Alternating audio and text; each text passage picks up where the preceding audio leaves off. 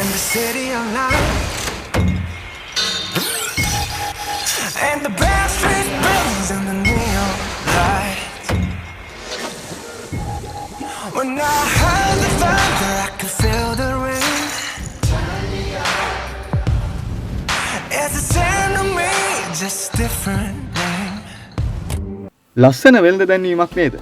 වෙළඳ දැන්වීම අග වෙනකන් බලන් හිටියනම් ඔයාලත් දන්නවා අද කතා කරන්න යන්නේ මොකද්ද කියලා. ඔව්, කොකාකෝලා ගැන. දැනුම තේරුම තියෙන ලෝකේ ඕනම මිනිස්සෙක් මේ ලෝගෝ එක, මේ බ්‍රෑන්ඩ් එක දන්නවා.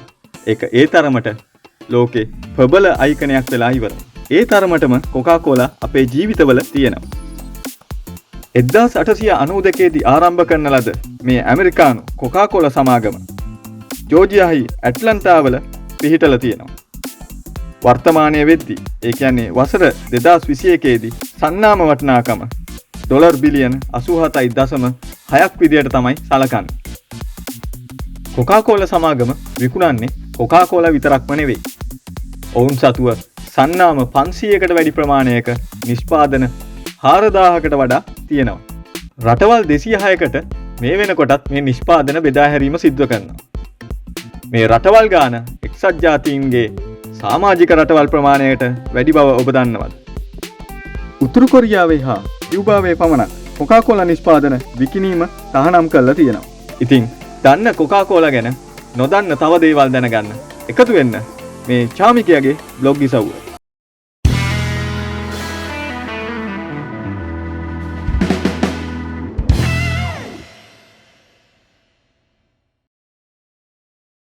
ලයික් කරන්න, සබ්ස්ක්‍රයිබ් කරන්න, බෙල් සලකුණට ටික් එකක් දාන්න අමතක කරන්න එපා. අලුත්ම වීඩියෝ ළඟටම ගෙන්න ගන්න එකතු වෙන්න චාමිකයාගේ බ්ලොග් ඉසව්ව සමග.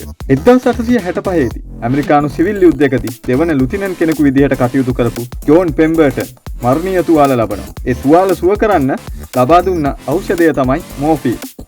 මේ මෝෆීන් ඖෂධයට ඔහු දැඩි ලෙස ඇබ්බැහි වෙනවා. වෘත්තියෙන් ඖෂධවේදියෙකු ජෝන් පෙම්බර්ටන් මෙන්න මේ මෝෆීන් ඇබ්බැහියෙන් බේරීමට විවිධ බෙහෙත් අත්හදා බලනවා.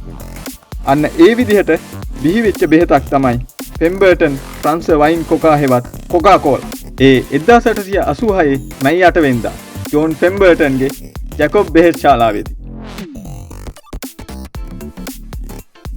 ෆ්‍රාන්සයේ භාවිතා වූ වින් මරියානි වයින් වර්ගය තවදුරටත් දියුණු කරමින් ඒ සඳහා කොකාකෝලා වලින් කැෆේන්ද, කෝලා ඇට වලින් කොකේන්ද යොදා ගනිමින් මේ වට්ටෝරුව සකසනවා.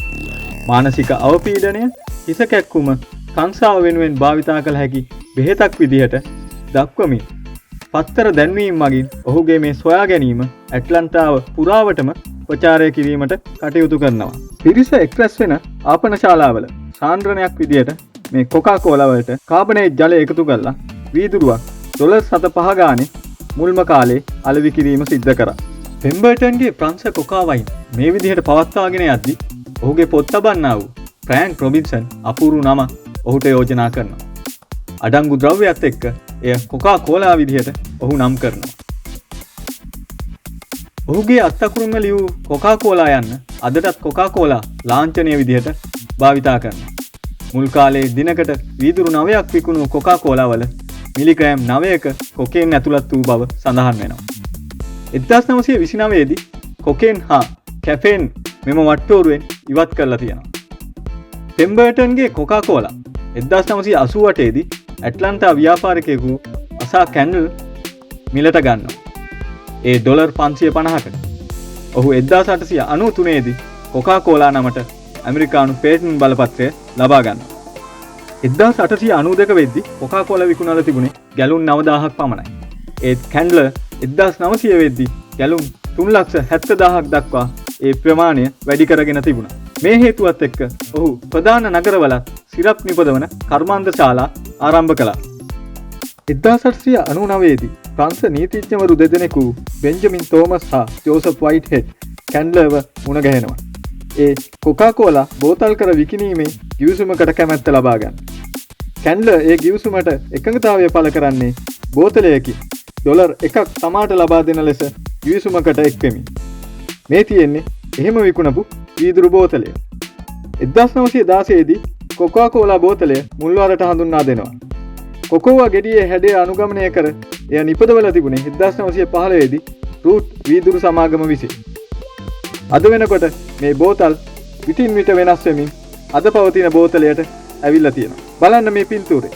ඔබටත් බලන්න පුළුවන් කොහොමද බෝතල් වල හැඩය වෙනස් වෙලා තියෙන්නේ කියලා.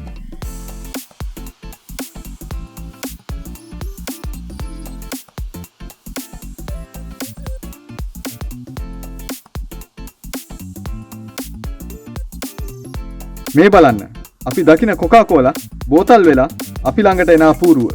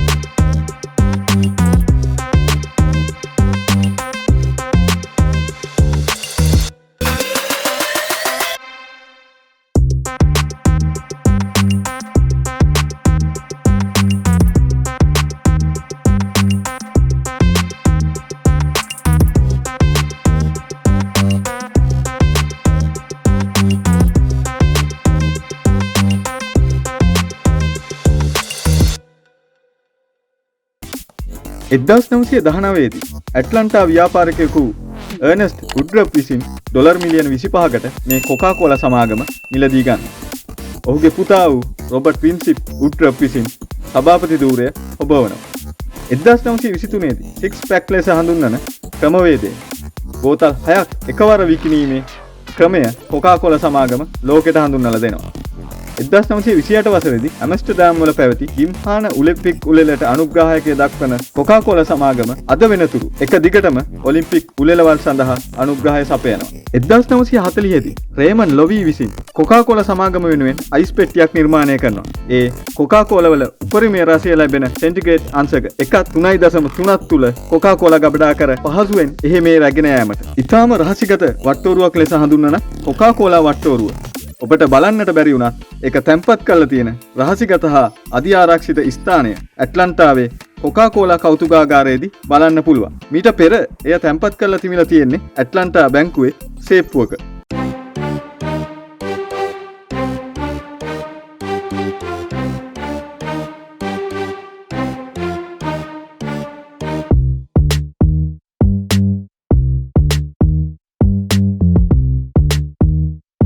අන්න ඒ තරමට රහසිගත වෙච්ච මෙන්න මේ කොකාකෝලා සාන්ද්‍රණය ඒ වටෝරුව කොකාකෝලා සමාගම ඇතුලේ හදලා නිෂ්පාදන එළියට දාන්නේ මෙන්න මේ විදිහට. බලාගෙන ඉන්න. ඔබත් පුදුමයටපත් වෙයි.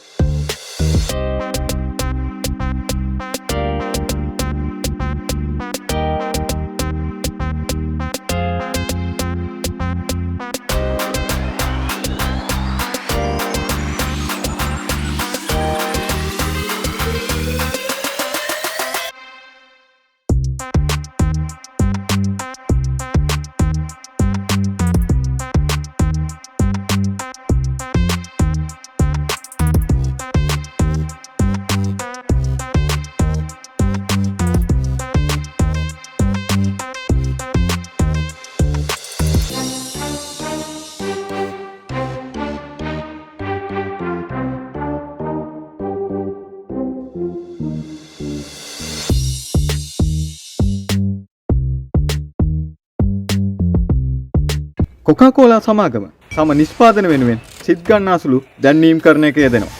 තමන්ගේ තේමා වසරින් වසර බොහෝ වෙලාවට වෙනස් කරමින් වෙනස්ම ආකාරයේ දැන්වීම් තමයි අපිට ගේන්නේ.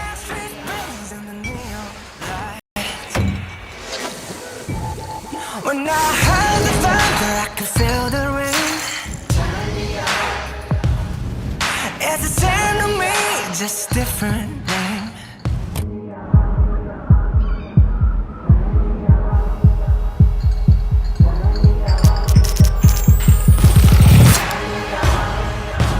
Won't you follow me into the jungle?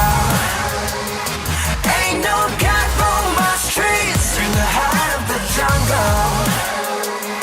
Won't you follow me into the jungle? Into the jungle.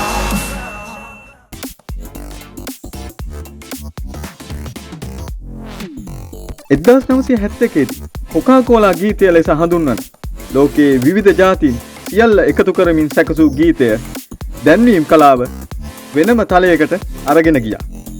ඔබත් ඒ ගීතය දැකලා නැතුව ඇති. මේ තියෙන්නේ අන්න ඒ කොකාකෝලා ගීතය. ඒකත් බලලම ඉමු. I'd like to buy the world a home and furnish it with love. Grow apple trees and honey bees and snow white turtle doves. I like to teach the world to sing. Sing with me. Perfect harmony. Perfect harmony. I like to buy the world a Coke and keep it company. 1931 වසරේ නත්තල වෙනුවෙන් Coca Cola දැන්වීමකට නත්තල් සීයාව යොදා ගන්නවා. අද අපි දකින Santa close හෙවත් නත්තල් සීයා කරලියට ගෙනාවේ මෙන්න මේ දැන්වීම.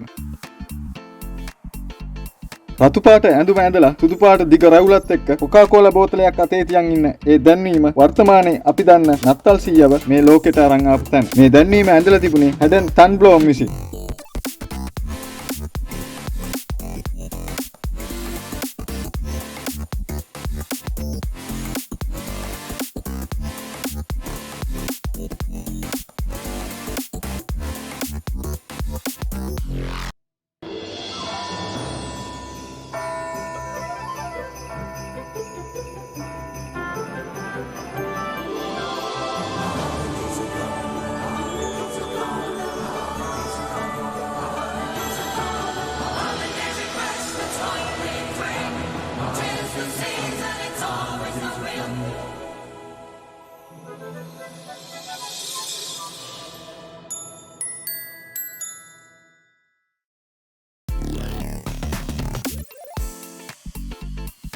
එදදාස් නවසී අසූපහේ ජුලි 31 වෙනිදා කොකාකෝලා අභ්‍යවකාශයටත් යනවා. ඒ අභ්‍යවකාශයට ගිය මුල්ම සිසිල් බීම විදිහට චැලෙන්ජර් අභ්‍යවකාශ ෂට්ලේ අභ්‍යවකාශගාමීන් විසින් කොකාකෝලා අභ්‍යවකාශයට අරන් යනවා. ඒ සඳහා විශේෂයෙන් නිර්මාණය කරපු බෝතලයකුත් කොකාකෝලා සමාගම නිර්මාණය කරනවා.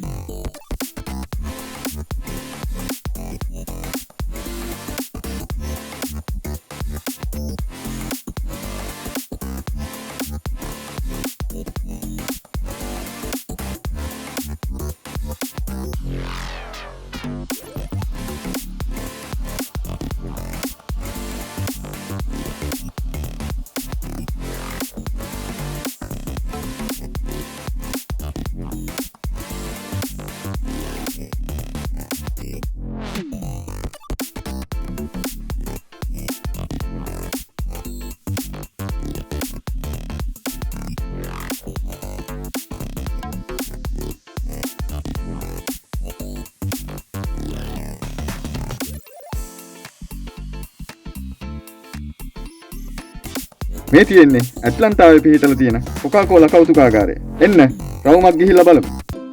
At World of Coca-Cola, we're all about togetherness and making memories, and we're so excited to welcome you back after our temporary closure due to the COVID-19 pandemic. With guidance from the CDC during our temporary closure, we've installed new technology and implemented enhanced health, safety, and cleaning protocols. Because above all, we prioritize the safety of our guests and our employees. So we've made a few changes. The first change you'll notice is our online ticketing system. All tickets must be purchased in advance at worldofcoca-cola.com. We are not selling tickets at the attraction's main entrance. You'll choose a day and time to visit, and your ticket will include a specific time for the tasted sampling room. Once you arrive, your temperature will be taken at the main entrance with a state-of-the-art touchless scanner. And don't forget your face covering. For everyone's safety, all guests 2 years and older are required to wear one throughout World of Coca-Cola. You cannot enter the attraction without it. Once inside, you'll be able to explore our one-of-a-kind exhibits and meet some of our fantastic and knowledgeable World of Coca-Cola ambassadors. Throughout your one-way journey, you'll find even more hand sanitizer stations, new directional signs, and social distancing guidelines. Some parts of the attraction may be temporarily closed, but don't worry, the tasting experience is still open. With your online ticket, you and your small group will be given a specific time to enter Taste It. To maintain safety, this experience has changed to be guided and curated. A World of Coca-Cola ambassador will take you through a pre-selected sampling of beverages and share inside info about our products. Except the secret recipe, it's still secured inside our famous vault. Finally, you can shop the Coca-Cola store where you'll find exclusive apparel, drinkware, and unique gift items. Cashless transactions are preferred. For all of us at World of Coca-Cola, we can't wait for your visit and the chance to make new moments of happiness with you.